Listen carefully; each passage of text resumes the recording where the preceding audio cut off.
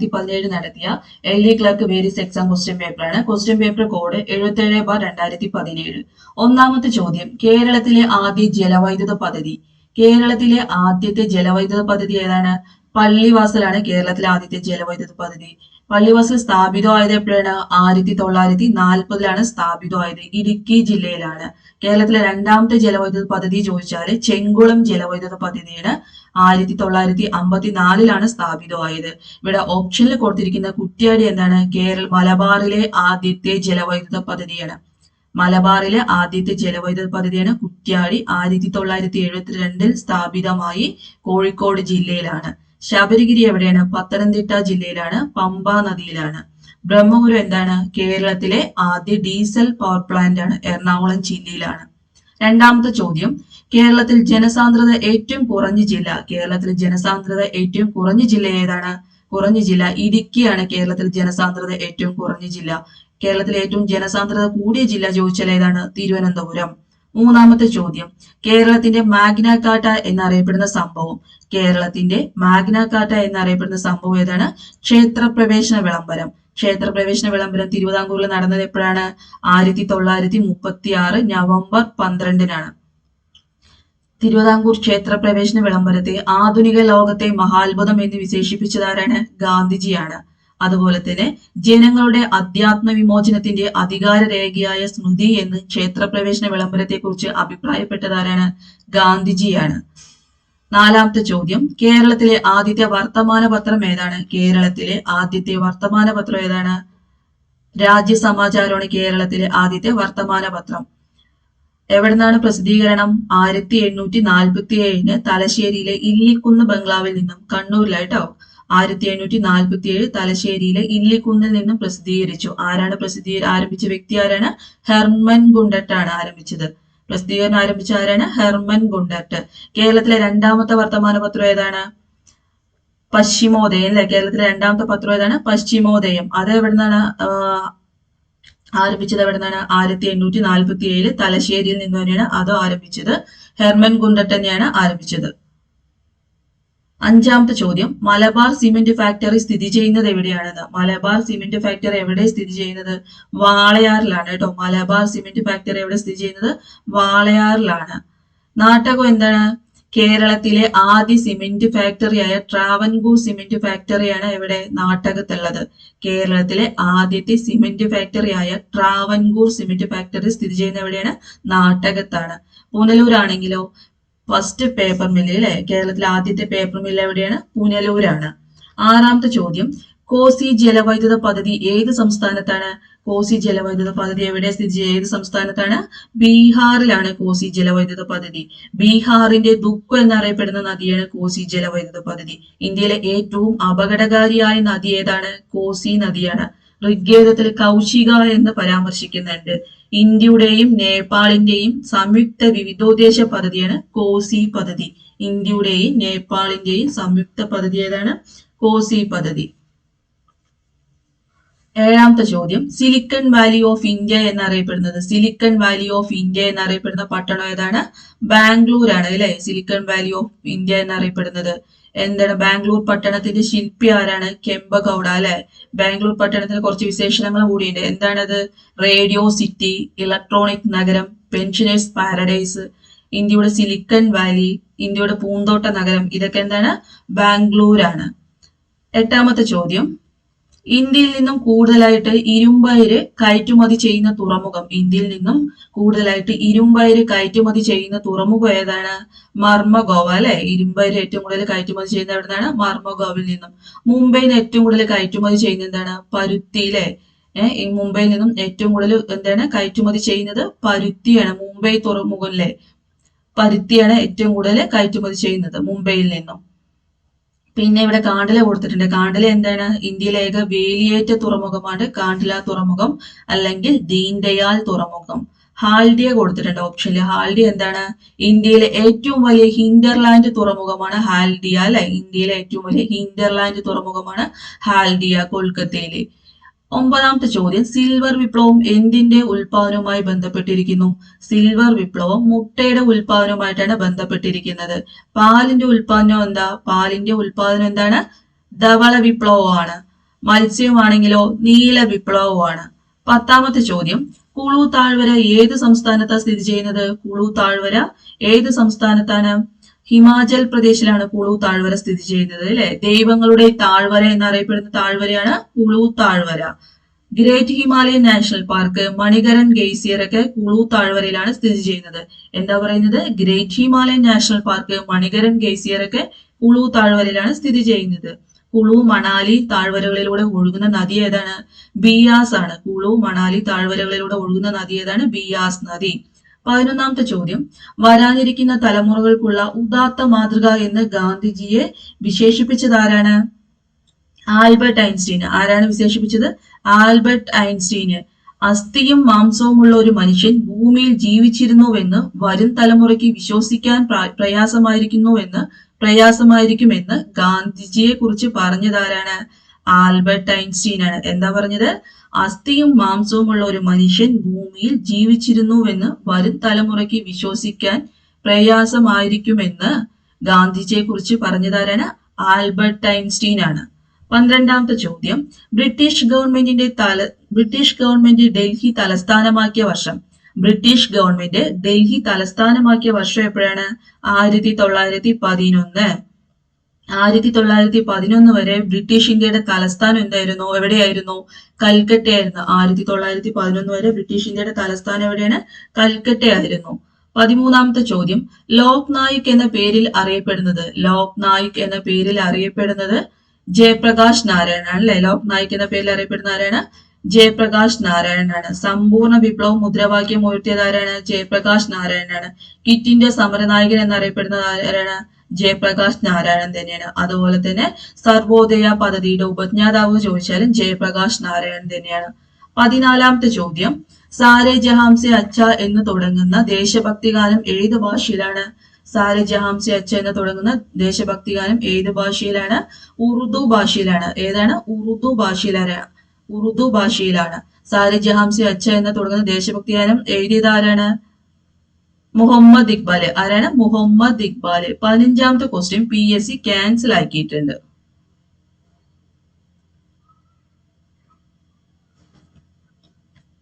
16ാമത്തെ ചോദ്യം, നീതി ആയോഗിന്റെ ചെയർമാൻ ആരാണ്? പ്രധാനമന്ത്രിയാണ് അല്ലെ. നീതി ആയോഗിന്റെ ചെയർമാൻ ആരാണ്? പ്രധാനമന്ത്രിയാണ്. നീതി ആയോഗ് എപ്പോഴാണ് വന്നത്? 2015 ജനുവരി 1. നീതി ആയോഗ് രൂപീകരിച്ചത് എപ്പോഴാണ്? 2015 ജനുവരി 1. നീതി ആയോഗിന്റെ മറ്റൊരു പേരെന്താണ്? Think tank. എന്താണ് നീതി ആയോഗിന്റെ ലക്ഷ്യം? കേന്ദ്ര സംസ്ഥാന സർക്കാരുകൾക്ക് ദേശീയ അന്തർദേശീയ പ്രാധാന്യമുള്ള വിഷയങ്ങളിലെ സാങ്കേതിക ഉപദേശം നൽകുക എന്നതാണ് നീതി ആയോഗിന്റെ ലക്ഷ്യം. നീതി ആയോഗിന്റെ ആദ്യത്തെ വൈസ് ചെയർമാൻ ആരായിരുന്നു? അരവിന്ദ് പനഗിരിയാണ്. ആദ്യത്തെ CEO ആരാണ്? സിന്ധു ശ്രീ ഗുള്ളറാണ്. നീതി ആയോഗിന്റെ എന്താണ്? ആസ്ഥാനം എവിടെയാണ്? ഡൽഹിയാണ്. 17ാമത്തെ ചോദ്യം, ഇന്ത്യ ഗവൺമെന്റിന് ഏറ്റവും കൂടുതൽ വരുമാനം ലഭിക്കുന്ന നികുതി. ഇന്ത്യൻ ഗവൺമെന്റിന് ഏറ്റവും കൂടുതൽ വരുമാനം ലഭിക്കുന്ന നികുതി ഏതാണ്? എക്സൈസ് നികുതിയാണ് അല്ലെ. കേരള ഗവൺമെന്റിന് ഏറ്റവും കൂടുതൽ വരുമാനം ലഭിക്കുന്നതാണെങ്കിലോ? വിൽപ്പനാ നികുതിയാണ്. വിൽപ്പനാ നികുതിയും വാഹന നികുതിയൊക്കെ സംസ്ഥാന സർക്കാർ ചുമത്തുന്ന നികുതിയാണ്. തൊഴിൽ നികുതി തദ്ദേശ സ്വയംഭരണ സ്ഥാപനങ്ങൾ ചുമത്തുന്ന നികുതിയാണ് തൊഴിൽ നികുതി. 18ാമത്തെ ചോദ്യം, ബാങ്കുകൾ ദേശസാൽക്കരിച്ച ഇന്ത്യൻ പ്രധാനമന്ത്രി ആരാണ്? ഇന്ദിരാഗാന്ധിയാണ്. ഒന്നാമത്തെ ബാങ്ക് ദേശസാൽക്കരണം നടന്നത് എപ്പോഴാണ്? 1969 ജൂലൈ 19 ഒന്നാം ബാങ്ക് ദേശസാൽക്കരണം നടന്നു. 14 ബാങ്കുകളാണ് ദേശസാൽക്കരിച്ചത്. 14 ബാങ്കുകൾ. അപ്പോഴത്തെ ഇന്ത്യൻ പ്രധാനമന്ത്രി ഇന്ദിരാഗാന്ധിയും ഇന്ത്യൻ പ്രസിഡന്റ് VV ഗിരിയോ ആയിരുന്നു. രണ്ടാമത്തെ ബാങ്ക് ദേശസാൽക്കരണം നടന്നത് 1980 6 ബാങ്കുകളാണ് ദേശസാൽക്കരിച്ചത്. 19ാമത്തെ ചോദ്യം, ഇന്ത്യയിലെ ആദ്യത്തെ ലൈഫ് ഇൻഷുറൻസ് സ്ഥാപനം ഏതാണ്? ഓറിയന്റൽ ലൈഫ് ഇൻഷുറൻസ് ആണ്. ഏതാണ്? ഓറിയന്റൽ ലൈഫ് ഇൻഷുറൻസ് സ്ഥാപിതമായത് 1818 കൊൽക്കത്തയിലാണ്. LIC എപ്പോഴാണ് സ്ഥാപിതമായത്? 1956 സെപ്റ്റംബർ 1 LIC സ്ഥാപിതമായത്. 1956 സെപ്റ്റംബർ 1 LIC സ്ഥാപിതമായി. LICയുടെ ആസ്ഥാനം എവിടെയാണ്? മുംബൈ ആണ്. 20ാമത്തെ ചോദ്യം, ലോകസഭാ സ്പീക്കർ തന്റെ രാജിക്കത്ത് നൽകേണ്ടത് ആർക്കാണ്? ലോകസഭാ സ്പീക്കർ തന്റെ രാജിക്കത്ത് നൽകേണ്ടത് ആർക്കാണ്?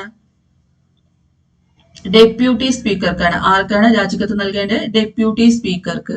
21ാമത്തെ ചോദ്യം, വിവരാവകാശ നിയമം നിലവിൽ വന്നത് എപ്പോഴാണ്? വിവരാവകാശ നിയമം നിലവിൽ വന്നത് 2005 വിവരാവകാശ നിയമം നിലവിൽ വന്നത്. 22ാമത്തെ ചോദ്യം, മലാല ദിനമായിട്ട് ആചരിക്കുന്നത് എന്ന്? ജൂലൈ 12 മലാല ദിനമായിട്ട് ആചരിക്കുന്നത്. ജൂലൈ 11 എന്താണ്? ജൂലൈ 11 ലോക ജനസംഖ്യാ ദിനമാണ് അല്ലെ? ജൂലൈ 11 ലോക ജനസംഖ്യാ ദിനമാണ്. മലാല ദിനമായിട്ട് ആചരിക്കുന്നത് എപ്പോഴാണ്? ജൂലൈ 12 ദേശീയ വനിതാ കമ്മീഷന്റെ പ്രസിദ്ധീകരണം. അടുത്ത ചോദ്യം, ദേശീയ വനിതാ കമ്മീഷന്റെ പ്രസിദ്ധീകരണം ഏതാണ്? രാഷ്ട്രമഹിള. ദേശീയ വനിതാ കമ്മീഷന്റെ പ്രസിദ്ധീകരണം ഏതാണ്? രാഷ്ട്രമഹിള. ദേശീയ വനിതാ കമ്മീഷൻ എപ്പോഴാണ് നിലവിൽ വന്നത്? 1992 ജനുവരി 31 ദേശീയ വനിതാ കമ്മീഷൻ നിലവിൽ വന്നത്. 1992 ജനുവരി 31 ദേശീയ വനിതാ കമ്മീഷൻ നിലവിൽ വന്നു. ആസ്ഥാനം എവിടെയാണ്? നിർഭയ ഭവനാണ് ആസ്ഥാനം. ആദ്യത്തെ അധ്യക്ഷ ആരായിരുന്നു? ജയന്തി പട്നായിക് ആണ്. ദേശീയ വനിതാ കമ്മീഷന്റെ ആദ്യത്തെ അധ്യക്ഷ ആരാണ്? ജയന്തി പട്നായിക് ആണ് ആദ്യ അധ്യക്ഷ. നിലവിലെ അധ്യക്ഷ ആരാണ്? രേഖ ശർമ്മയാണ് അല്ലെ? നിലവിലെ അധ്യക്ഷ ആരാണ്? രേഖ ശർമ്മയാണ്.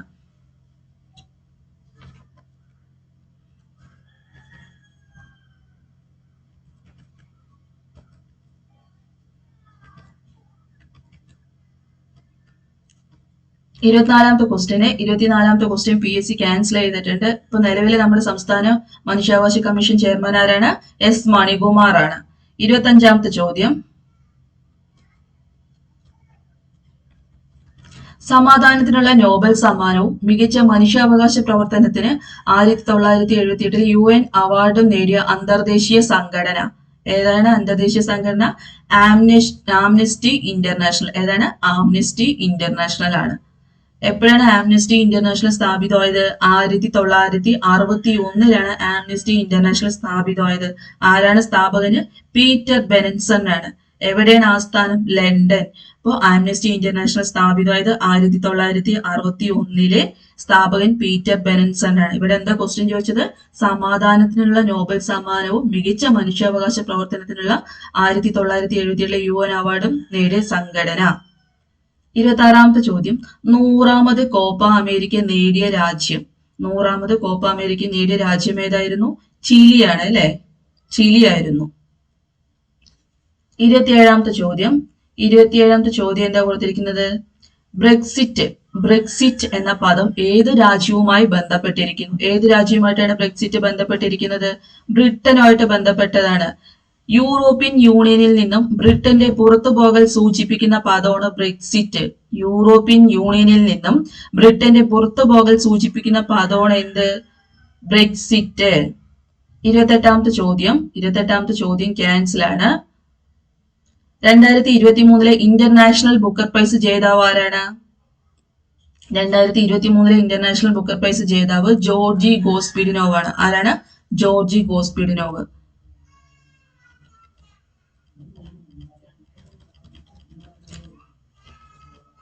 29ാമത്തെ ചോദ്യം, ആഫ്രിക്കൻ രാജ്യമായ ഐവറി കോസ്റ്റിലെ പരമോന്നത ബഹുമതി നേടിയ ഇന്ത്യൻ രാഷ്ട്രപതി. ആഫ്രിക്കൻ രാജ്യമായ ഐവറി കോസ്റ്റിലെ പരമോന്നത ബഹുമതി നേടിയ ഇന്ത്യൻ രാഷ്ട്രപതി ആരാണ്? പ്രണവ് മുഖർജിയാണ്. ആരാണ്? പ്രണവ് മുഖർജി. 30ാമത്തെ ചോദ്യം, ഇന്ത്യ 20 ഉപഗ്രഹങ്ങളുമായി അടുത്തിടെ വിക്ഷേപിച്ച ബഹിരാകാശ വാഹനം. ഇന്ത്യ 20 ഉപഗ്രഹങ്ങളുമായിട്ട് വിക്ഷേപിച്ച ബഹിരാകാശ വാഹനം ഏതാണ്?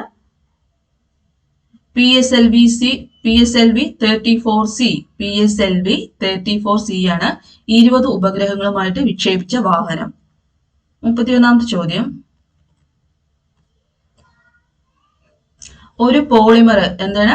ഒരു പോളിമറായ പോളിത്തീന്റെ മോണോമർ ഏതാണ്? 31ാമത്തെ ചോദ്യം എന്താ പറയുന്നത്? ഒരു പോളിമറായ പോളിത്തീന്റെ മോണോമർ ഏതാണ്? ഈഥീൻ ആണ്. ഒരു പോളിമറായ പോളിത്തീന്റെ മോണോമർ ഏതാണ്? ഈഥീൻ ആണ്.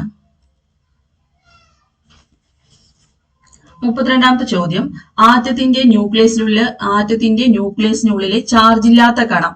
ആറ്റത്തിന്റെ ന്യൂക്ലിയസിനുള്ളിലെ ചാർജ് ഇല്ലാത്ത കണം ഏതാണ്?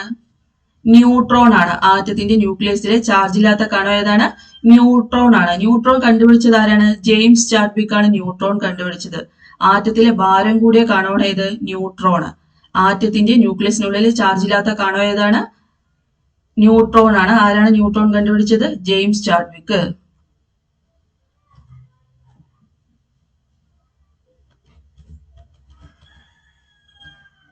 താഴെ തന്നിരിക്കുന്നവയിൽ നിന്നും അലുമിനിയത്തിന്റെ അയിര് തെരഞ്ഞെടുക്കുക. താഴെ തന്നിരിക്കുന്നവയിൽ നിന്നും അലുമിനിയത്തിന്റെ അയിര് തെരഞ്ഞെടുക്കുക. ഏതാണ് അലുമിനിയത്തിന്റെ അയിര്? ബോക്സൈറ്റ് ആണ് അല്ലെ. താഴെ തന്നിരിക്കുന്നവയിൽ നിന്നും അലുമിനിയത്തിന്റെ അയിര് കണ്ടുപിടിക്കാൻ പറഞ്ഞിട്ട് ഏതാണ് അലുമിനിയത്തിന്റെ അയിര്? ബോക്സൈറ്റ് ആണ്. ഇരുമ്പിന്റെ അയിരാണ് ഹേമറ്റൈറ്റ്. ഇരുമ്പിന്റെ അയിര് ഏതാണ്? ഹേമറ്റൈറ്റ് ആണ്. സിങ്കിന്റെ അയിരാണ് സിങ്ക് ബ്ലെൻഡ്. കോപ്പറിന്റെ അയിരാണ് copper pyrites. ഇവിടെ എന്താണ് ക്വസ്റ്റ്യൻ ചോദിച്ചിരിക്കുന്നത്? അലുമിനിയത്തിന്റെ അയിര്. അലുമിനിയത്തിന്റെ അയിര് ഏതാണ്? ബോക്സൈറ്റ്. ഇരുമ്പിന്റെ അയിരാണ് ഹേമറ്റൈറ്റ്. സിങ്കിന്റെ അയിര് സിങ്ക് ബ്ലെൻഡ് ആണ്. കോപ്പറിന്റെ അയിരാണ് കോപ്പർ പൈറൈറ്റ്സ്. 35ാമത്തെ ചോദ്യം, കാസ്റ്റിക് സോഡ എന്നറിയപ്പെടുന്ന പദാർത്ഥം. കാസ്റ്റിക് സോഡ എന്നറിയപ്പെടുന്ന പദാർത്ഥം ഏതാണ്? കാസ്റ്റിക് സോഡ എന്നറിയപ്പെടുന്ന പദാർത്ഥം ഏതാണ്? സോഡിയം ഹൈഡ്രോക്സൈഡ് അല്ലെ. സോഡിയം ഹൈഡ്രോക്സൈഡ് ആണ് കാസ്റ്റിക് സോഡ എന്നറിയപ്പെടുന്ന പദാർത്ഥം. Sodium hydroxide. സോഡിയം ക്ലോറൈഡ് എന്താ? ഓപ്ഷനിൽ സോഡിയം ക്ലോറൈഡ് കൊടുത്തിട്ടുണ്ടല്ലോ. സോഡിയം ക്ലോറൈഡ് എന്താ?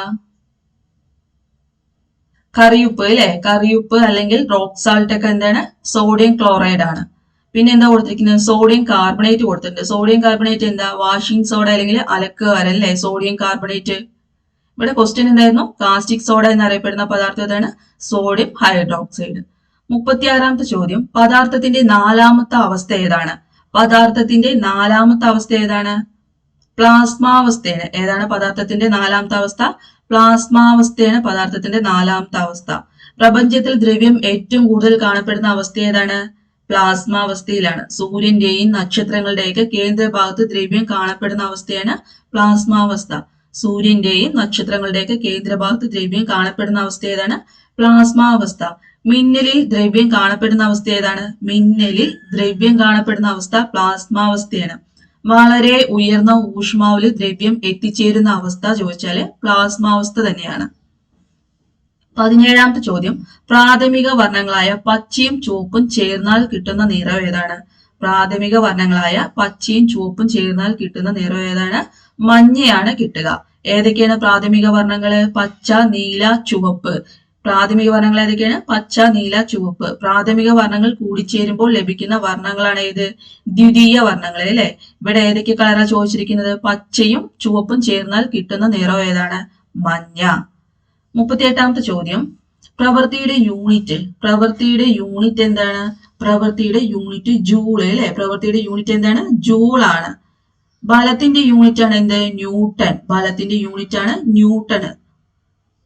പവറിന്റെ യൂണിറ്റ് ആണ് എന്ത്? വാട്ട് അല്ലെ. പവറിന്റെ യൂണിറ്റ് ആണ് വാട്ട്. ഊഷ്മാവ് അളക്കാൻ ഉപയോഗിക്കുന്ന യൂണിറ്റ് ആണ് ഫാരൻഹീറ്റ്. ഊഷ്മാവ് അളക്കാൻ ഉപയോഗിക്കുന്ന യൂണിറ്റ് ഏതാണ്? ഫാരൻഹീറ്റ്. 39ാമത്തെ ചോദ്യം, സൗരയൂഥത്തിൽ നിന്നും പുറത്താക്കപ്പെട്ട ഗ്രഹം. സൗരയൂഥത്തിൽ നിന്നും പുറത്താക്കപ്പെട്ട ഗ്രഹം ഏതാണ്?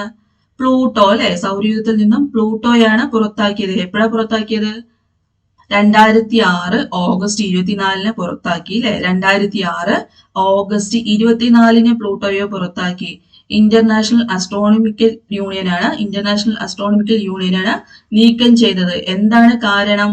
നെപ്റ്റ്യൂണിന്റെ ഭ്രമണപഥം മുറിച്ചു കിടക്കുന്നത് കൊണ്ടും സ്വന്തം ഉപഗ്രഹമായ ഷാരോണിന് ചുറ്റുന്നത് കൊണ്ടുമാണ് പ്ലൂട്ടോയെ പുറത്താക്കിയത്. എന്താണ്? നെപ്റ്റ്യൂണിന്റെ ഭ്രമണപഥം മുറിച്ചു കിടക്കുന്നത് കൊണ്ടും സ്വന്തം ഉപഗ്രഹമായ ഷാരോണിന് ചുറ്റുന്നത് കൊണ്ടുമാണ്. പ്ലൂട്ടോയെ കണ്ടെത്തിയത് ആരാണ്? പ്ലൂട്ടോയെ കണ്ടെത്തിയത് ക്ലൈഡ് ട്രോംബെയാണ് കേട്ടോ. പ്ലൂട്ടോയെ കണ്ടെത്തിയത് ആരാണ്? ക്ലൈഡ് ട്രോംബെയാണ്. പ്ലൂട്ടോ എന്താണ്? ഒരു കുള്ളൻ ഗ്രഹമാണ് അല്ലെ. ഗ്രഹനിയമങ്ങളെ പാലിക്കാത്ത ആകാശഗോളങ്ങൾ അറിയപ്പെടുന്നതാണ് കുള്ളൻ ഗ്രഹങ്ങൾ അല്ലെ. പ്ലൂട്ടോയെ കണ്ടെത്തിയത് ആരാണ്? ക്ലൈഡ് ട്രോംബെ. 2006 ഓഗസ്റ്റ് 24. എപ്പോഴാണ് പ്ലൂട്ടോയെ പുറത്താക്കിയത്? 2006 ഓഗസ്റ്റ് 24 പ്ലൂട്ടോയെ പുറത്താക്കി. 40ാമത്തെ ചോദ്യം, സാധാരണഗതിയിൽ ഒരു മനുഷ്യന് കേൾക്കാൻ കഴിയുന്ന ശബ്ദത്തിന്റെ ആവൃത്തി. സാധാരണഗതിയിൽ ഒരു മനുഷ്യന് കേൾക്കാൻ കഴിയുന്ന ശബ്ദത്തിന്റെ ആവൃത്തി എത്രയാണ്? 20 ഹെർട്സിനും 20,000 ഹെർട്സിനും ഇടയിലാണ്. എത്രയാണ്? 20 ഹെർട്സിനും 20,000 ഹെർട്സിനും ഇടയിലാണ്.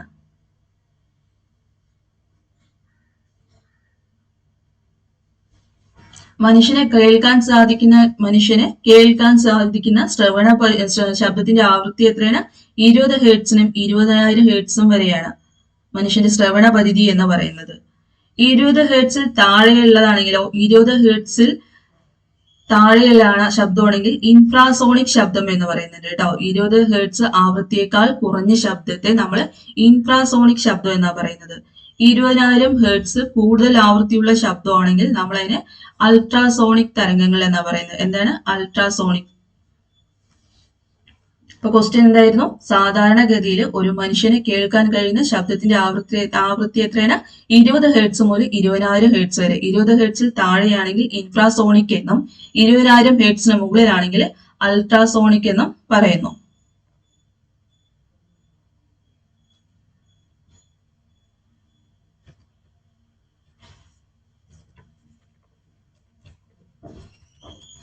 നാൽപ്പത്തൊന്നാമത്തെ ചോദ്യം, ഇൻസുലിൻ എന്ന ഹോർമോൺ ഉൽപ്പാദിപ്പിക്കുന്ന അവയവം. ഇൻസുലിൻ എന്ന ഹോർമോൺ ഉൽപ്പാദിപ്പിക്കുന്ന അവയവം ഏതാണ്? പാൻക്രിയാസ് ആണ് അല്ലെ? പാൻക്രിയാസ് ആണ് എന്ത്? ഇൻസുലിൻ ഉൽപ്പാദിപ്പിക്കുന്നത് അല്ലെ? അന്തസ്രാവി ഗ്രന്ഥിയായും ബഹിർസ്രാവി ഗ്രന്ഥിയായും പ്രവർത്തിക്കുന്ന ഗ്രന്ഥിയാണ് ഏത്? പാൻക്രിയാസ്. അന്തർസ്രാവി ഗ്രന്ഥിയായും ബഹിർസ്രാവി ഗ്രന്ഥിയായിട്ടും പ്രവർത്തിക്കുന്ന ഗ്രന്ഥി ഏതാണ്? പാൻക്രിയാസ് ആണ്. മധുരഗ്രന്ഥി എന്നറിയപ്പെടുന്നതാണ് പാൻക്രിയാസ്. പാൻക്രിയാസ് ഗ്രന്ഥി സ്രവിക്കുന്ന ഹോർമോണുകളാണ് ഇൻസുലിനും ഗ്ലൂക്കോഗോണും. ഏതാണ്? പാൻക്രിയാസ് ഗ്രന്ഥി സ്രവിക്കുന്ന ഹോർമോണുകൾ ഏതാണ്? ഇൻസുലിനും ഗ്ലൂക്കോഗോണും. പാൻക്രിയാസ് ഗ്രന്ഥിയിലെ കോശ സമൂഹത്തെ ഐലറ്റ്സ് ഓഫ് ലാംഗർഹാൻസ് എന്നാണ് പറയാറുള്ളത്. എന്താണ്? പാൻക്രിയാസ് ഗ്രന്ഥിയിലെ കോശ സമൂഹമാണ് ഐലറ്റ്സ് ഓഫ് ലാംഗർഹാൻസ്. ഈ ഐലറ്റ്സ് ഓഫ് ലാംഗർഹാൻസിലെ ബീറ്റാ കോശങ്ങൾ ഉൽപ്പാദിപ്പിക്കുന്ന ഹോർമോൺ ആണ് ഇൻസുലിൻ. ഐലറ്റ്സ് ഓഫ് ലാംഗർഹാൻസിലെ ബീറ്റാ കോശങ്ങൾ ഉൽപ്പാദിപ്പിക്കുന്ന ഹോർമോൺ ഏതാണ്? ഇൻസുലിൻ ആണ്. ഇൻസുലിനിൽ അടങ്ങിയിരിക്കുന്ന ലോഹം ഏതാണ്? സിങ്ക് ആണ് അല്ലെ? ഇൻസുലിനിൽ അടങ്ങിയിരിക്കുന്ന ലോഹം ഏതാണ്? സിങ്ക്. ഇവിടെ ക്വസ്റ്റ്യൻ എന്തായിരുന്നു? ഇൻസുലിൻ എന്ന ഹോർമോൺ ഉൽപ്പാദിപ്പിക്കുന്ന അവയവം ഏതാണ്? പാൻക്രിയാസ്. 42ാമത്തെ ചോദ്യം, ഗ്ലൂക്കോമ ഏതാണ്? ഗ്ലോക്കോമ മനുഷ്യ ശരീരത്തിലെ ഏത് അവയവത്തെയാണ് ബാധിക്കുന്നത്? കണ്ണിനെ അല്ലെ? ഗ്ലോക്കോമ ഏത് അവയവത്തെയാണ് ബാധിക്കുന്നത്? കണ്ണിനെ ബാധിക്കുന്നതാണ് അല്ലെ? നേത്രഗോളത്തിലെ മർദ്ദം അസാധാരണമായിട്ട് വർദ്ധിക്കുന്നത് മൂലം ഉണ്ടാകുന്ന രോഗമാണ് എന്ത്? ഗ്ലോക്കോമ. നേത്രഗോളത്തിലെ മർദ്ദം അസാധാരണമായിട്ട് വർദ്ധിക്കുന്നത് മൂലം ഉണ്ടാകുന്ന ഒരു രോഗമാണ് എന്ത്? ഗ്ലോക്കോമ. നിശബ്ദനായ കാഴ്ചശക്തി അപഹാരി എന്നറിയപ്പെടുന്ന രോഗമാണ് ഗ്ലോക്കോമ. നിശബ്ദനായ കാഴ്ചശക്തി അപഹാരി എന്നറിയപ്പെടുന്ന രോഗം ഏതാണ്? ഗ്ലോക്കോമയാണ്. ദീപങ്ങൾക്ക് ചുറ്റും വർണ്ണവലയങ്ങൾ ഉള്ളതായിട്ട് തോന്നാനുള്ള കാരണം അല്ലെ? ദീപങ്ങൾക്ക് ചുറ്റും വർണ്ണവലയങ്ങൾ ഉള്ളതായി തോന്നുന്ന വൈകല്യം ഏതാണ്? ഗ്ലോക്കോമയാണ്. ഇപ്പൊ ക്വസ്റ്റ്യൻ എന്തായിരുന്നു? ഗ്ലൂക്കോമ മനുഷ്യ ശരീരത്തിലെ ഏത് അവയവത്തെയാണ് ബാധിക്കുന്നത്? കണ്ണിനെ. 43ാമത്തെ ചോദ്യം, സൂര്യപ്രകാശത്തിൽ നിന്ന് ലഭിക്കുന്ന വിറ്റാമിൻ ഏതാണ്? സൂര്യപ്രകാശത്തിൽ നിന്ന് ലഭിക്കുന്ന വിറ്റാമിൻ ഏതാണ്? വിറ്റാമിൻ ഡി അല്ലെ? സൂര്യപ്രകാശത്തിൽ നിന്ന് ലഭിക്കുന്ന വിറ്റാമിനാണ് വിറ്റാമിൻ ഡി. വിറ്റാമിൻ ഡിയുടെ ശാസ്ത്രീയ നാമം എന്താണ്? കാൽസിഫെറോൾ ആണ്. കാൽസിഫെറോൾ. പച്ചക്കറികളിൽ നിന്ന് ലഭിക്കാത്ത ജീവകം ഏതാണ്? ജീവകൻ ഡി ആണ്. എല്ലിന്റെയും പല്ലിന്റെയും ആരോഗ്യത്തിന് ആവശ്യമായ ജീവകം ഏതാണ്? ജീവകൻ ഡി ആണ്. ജീവകൻ ഡിയുടെ അപര്യാപ്തത മൂലം ഉണ്ടാകുന്ന രോഗം ഏതാണ്? കണ അഥവാ റിക്കറ്റ്സ്. ഡിയുടെ അപര്യാപ്തത മൂലം ഉണ്ടാകുന്ന രോഗം ഏതാണ്? കണ അഥവാ rickets. Steroid vitamin എന്നറിയപ്പെടുന്നതാണ് vitamin D ആണ് കേട്ടോ. ഏതാണ്? സ്റ്റിറോയിഡ്. ഏതാണ്? സ്റ്റിറോയിഡ് വൈറ്റമിൻ എന്നറിയപ്പെടുന്ന ഏതാണ്? വിറ്റാമിൻ ഡി ആണ്. 44ാമത്തെ ചോദ്യം, രക്തം കട്ടപിടിക്കാതിരിക്കുന്ന രോഗമാണ്. രക്തം കട്ടപിടിക്കാതിരിക്കുന്ന രോഗം ഏതാണ്? ഹീമോഫീലിയ ആണ് കേട്ടോ. രക്തം കട്ടപിടിക്കാതിരിക്കുന്ന രോഗം ഏതാണ്? ഹീമോഫീലിയ ആണ്. രാജകീയ രോഗം, ക്രിസ്തുമസ് രോഗം, ബ്ലീഡേഴ്സ് രോഗം എന്നിങ്ങനെ അറിയപ്പെടുന്ന ഏതാണ്? ഹീമോഫീലിയ ആണ്. രാജകീയ രോഗം, ക്രിസ്മസ് രോഗം, ബ്ലീഡേഴ്സ് രോഗം എന്നൊക്കെ അറിയപ്പെടുന്നതാണ് ഹീമോഫീലിയ ആണ്. ചെറിയ മുറിവിൽ നിന്ന് പോലും അമിതമായിട്ട് രക്തം നഷ്ടപ്പെടുന്ന അവസ്ഥയാണ് എന്ത്? ഹീമോഫീലിയ. ചെറിയ മുറിവിൽ നിന്ന് പോലും അമിതമായിട്ട് രക്തം നഷ്ടപ്പെടുന്ന അവസ്ഥയാണ്. ലോക ഹീമോഫീലിയ ദിനം എപ്പോഴാണ്? ഏപ്രിൽ 17. ലോക ഹീമോഫീലിയ ദിനം എപ്പോഴാണ്? ഏപ്രിൽ 17. ഹീമോഫീലിയ ഒരു ജനിതക രോഗമാണ് അല്ലെ? ഹീമോഫീലിയ ഒരു ജനിതക രോഗമാണ്.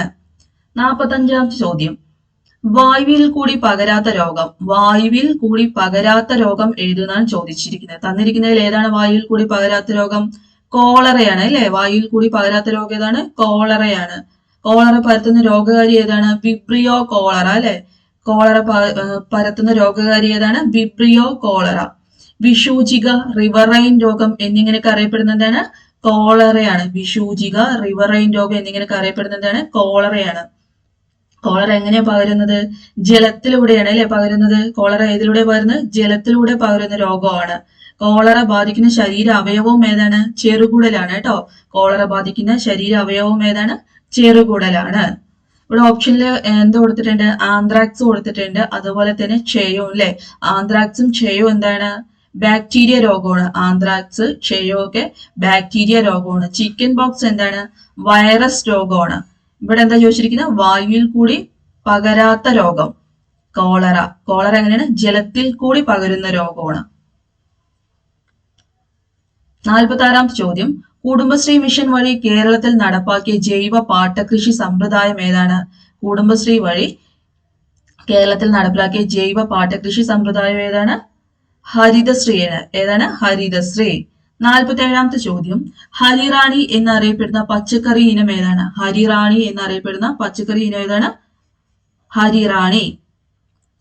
കാബേജ് ആണ് അല്ലെ? ഹരിറാണി എന്നറിയപ്പെടുന്ന പച്ചക്കറി ഇനം ഏതാണ്? കാബേജ് ആണ്. ചീരയാണെങ്കിലോ? ചീര എങ്ങനെയാണ്? എപ്പോഴും ക്വസ്റ്റ്യൻ ചോദിക്കും, PSC ചോദിക്കുന്നതാണ്. കണ്ണാറ ലോക്കൽ അല്ലെ? അരുണ്, കണ്ണാറ ലോക്കലൊക്കെ ചീരയുടെ സങ്കരീനമാണ്. ഏതാണ്? അരുണ്, കണ്ണാറ ലോക്കലൊക്കെ ഏതാണ്? ചീരയാണ്. പച്ചമുളകാണെങ്കിലോ? ജോല, ജോലാമുഖി, ഉജ്ജ്വല. ഏതൊക്കെയാണ്? ജോല, ജോലാമുഖി, ഉജ്ജ്വലൊക്കെ ഏതാണ്? പച്ചമുളകിന്റെ സങ്കരീനമാണ്. ഇവിടെ ക്വസ്റ്റ്യൻ എന്തായിരുന്നു? ഹരിതറാണി. ഹരിതറാണി ഏതാണ്? ക്യാബേജ്. 48-ാമത്തെ ചോദ്യം, കേരളത്തിലെ കുരുമുളക് ഗവേഷണ കേന്ദ്രം എവിടെ സ്ഥിതി ചെയ്യുന്നു? കേരളത്തിലെ കുരുമുളക് ഗവേഷണ കേന്ദ്രം എവിടെ സ്ഥിതി ചെയ്യുന്നത്? പന്നിയൂര്. കേരളത്തിലെ കുരുമുളക് ഗവേഷണ കേന്ദ്രം എവിടെ സ്ഥിതി ചെയ്യുന്നത്? പന്നിയൂരിലാണ് അല്ലെ? കശുവണ്ടി ഗവേഷണ കേന്ദ്രമാണ് എവിടെ? മാടയ്ക്കത്തറ. ആനക്കയം, മാടയ്ക്കത്തറയ്ക്ക് എന്താണ്? കശുവണ്ടി ഗവേഷണ കേന്ദ്രമാണ്. ഇവിടെ കണ്ണാറ കൊടുത്തിട്ടുണ്ട്. ഏത്തവാഴ ഗവേഷണ കേന്ദ്രമാണ് അല്ലെ? കേരളത്തിലെ ഏത്തവാഴ ഗവേഷണ കേന്ദ്രമാണ് ഇത് കണ്ണാറ. 49-ാമത്തെ ചോദ്യം, നക്ഷത്ര ആമകൾക്ക് പേരുകേട്ട കേരളത്തിലെ വനപ്രദേശം ഏതാണ്? നക്ഷത്ര ആമകൾക്ക് പേരുകേട്ട കേരളത്തിലെ വനപ്രദേശം ഏതാണ്? ചിന്നാറാണ്. ഏതാണ്? ചിന്നാറ്. കേരളത്തിന്റെ മഴനിഴൽ പ്രദേശം എന്നറിയപ്പെടുന്നത് ഏതാണ്? ചിന്നാറാണ് അല്ലെ? ചാമ്പൽ മലയണ്ണാൻ കാണപ്പെടുന്ന വന്യജീവി സങ്കേതമാണ് ചിന്നാർ. ഇവിടെ എന്തായിരുന്നു? നക്ഷത്ര ആമകള്, അതുപോലെ തന്നെ ചാമ്പൽ മലയണ്ണാനൊക്കെ കാണപ്പെടുന്ന എവിടെയാണ്? ചിന്നാറിലാണ്. ചിന്നാർ വന്യജീവി സങ്കേതത്തിലൂടെ ഒഴുകുന്ന നദി ചോദിച്ചാല് പാമ്പാറാണ് കേട്ടോ. ചിന്നാർ വന്യജീവി സങ്കേതത്തിലൂടെ ഒഴുകുന്ന നദി ഏതാണ്? പാമ്പാർ നദിയാണ്. ഇതായ് എന്ന രോഗത്തിന് കാരണമായ മൂലകം ഏതാണ്? ഇതായ് എന്ന രോഗത്തിന് കാരണമായ മൂലകം ഏതാണ്? കാഡ്മിയമാണ് അല്ലെ? ഏതാണ്? കാഡ്മിയമാണ്. മീനാമാത രോഗത്തിന് കാരണം എന്താണ്? മെർക്കുറിയാണ് കേട്ടോ. മീനാമാത രോഗത്തിന് കാരണം എന്താണ്? മെർക്കുറിയാണ്.